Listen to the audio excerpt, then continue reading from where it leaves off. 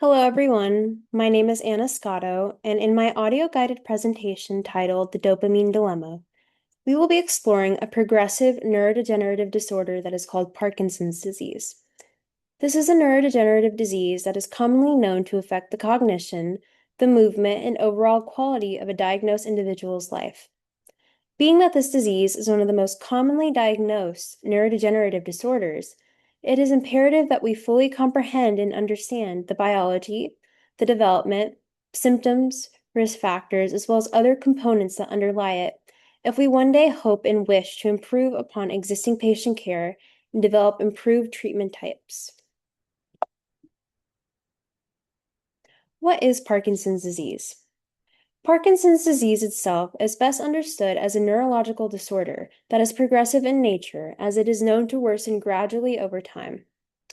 This disease's development begins following the slow degeneration and death of dopamine-producing neurons that are located in the substantia nigra. Specifically, dopamine is a form of neurotransmitter, which permits the coordination of controlled movement by distinct brain regions. As such, when levels of dopamine diminish, there is a resulting disruption of communication between these brain regions that causes any movement to become increasingly difficult as a result. While the particular cause is not yet known, it is largely believed by researchers that a unique mixture and interplay of genetic susceptibility, age, and even environmental factors play a major role. Signs, symptoms, and risk factors. There is a collection of motor and non-motor symptoms that are caused by this neurodegenerative disease. To begin, the most classic motor symptoms often include resting tremors, muscle rigidity, slowed movement, which is called bradykinesia, as well as increased difficulties with walking and overall balance. These motor symptoms are then associated with an increased inability to complete tasks such as dressing, writing, or even standing. Non-motor symptoms instead includes depression, anxiety, constipation, or cognitive changes. The most prevalent risk factor is increased age, particularly any age after the age of 60. Yet, this risk may also be compounded by specific inherited genetic mutations or even long-term pesticide and chemical exposure as well.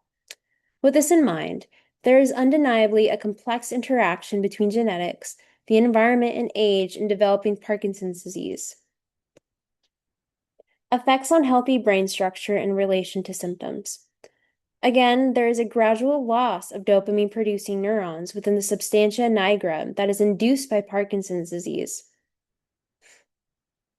With a subsequent decrease in communication within the basal ganglia that is caused by this dopamine decrease, the brain fails to coordinate smooth and voluntary movement.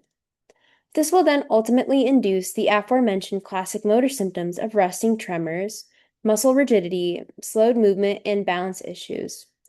With this degeneration moving onwards to other brain regions associated with cognition, mood, sleep, and even autonomic function, diagnosed individuals can then acquire memory issues, depression, and sleep impairment.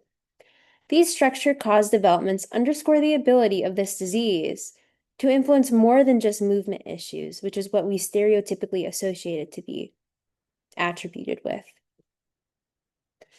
Diagnosing Parkinson's disease.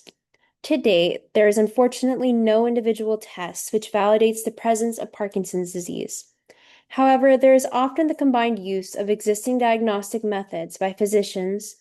Often, diagnosis will start with an examination of a patient's medical history, with neurological assessment to observe muscle tone, movement, coordination, and overall balance of the patient. Physicians can then determine if there is a display of the aforementioned classic symptoms that I previously mentioned. Additionally, improvement following treatment with levodopa, which is a primary medication that we will soon be discussing, can further support the validity of this diagnosis.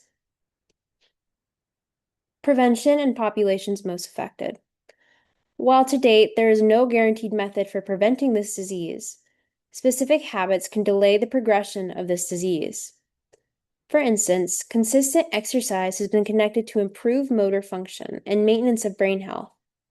Likewise, ensuring continued cardiovascular health, minimizing exposure to pesticides, chemicals, and consuming a well-rounded diet may also serve to be very beneficial. While Parkinson's disease is found to be an increased risk for individuals over the age of 60, it is diagnosed most frequently in individuals of the male sex. Despite affecting individuals of all races and ethnic origins, inequities or differences in healthcare access can actually prove to influence when diagnosis and appropriate treatment is acquired for the patient. Societal and lifestyle impact. The disruption of patient life and society alike is possible by Parkinson's disease. For instance, with the worsening of symptoms, diagnosed individuals often lose their prior ability for independence. As such, these individuals are often dependent upon the aid of family members or caregivers for most of their daily activities and needs. Rigidity and difficulties with balance or movement often relegates most individuals to early retirement as well. Likewise, symptoms associated with depression, anxiety, and even the compounding effects of isolation can diminish and decrease the social aspects of a diagnosed individual's life. Financially, the possibility of costly rehabilitation and the use of medications such as levodopa can create additional barriers for impacted families. Treatment options. While a cure for this neurodegenerative disease does not presently exist, there are varying types of treatments that are used to date. This includes the aforementioned levodopa, which is uniquely effective as it allows for self-transformation and conversion into dopamine directly within the brain. For other patients, experimental brain stimulation therapies exist and can minimize existing tremors and improve movement in the afflicted individual. Additionally, physical and speech therapy are imperative as well, because they function to ensure the continued presence of mobility, communication, and self-sustenance amidst the inevitable progression of the disease for the individual who is just diagnosed. Conclusion for this presentation and takeaway. To conclude, Parkinson's disease is a form of progressive neurodegenerative disease, which is impactful in ways beyond just movement. Typical brain function is disrupted by the loss of dopamine-producing neurons, producing motor and non-motor symptoms alike, each likewise altering the diagnosed individual's daily livelihood. While a cure does not yet exist, effective medication, treatments, and research efforts continue to increase the possibility of improvements in patient outcomes, the development of earlier detection methods as well, and therapies which may minimize or outright prevent the progression of this neurodegenerative disease. Thank you.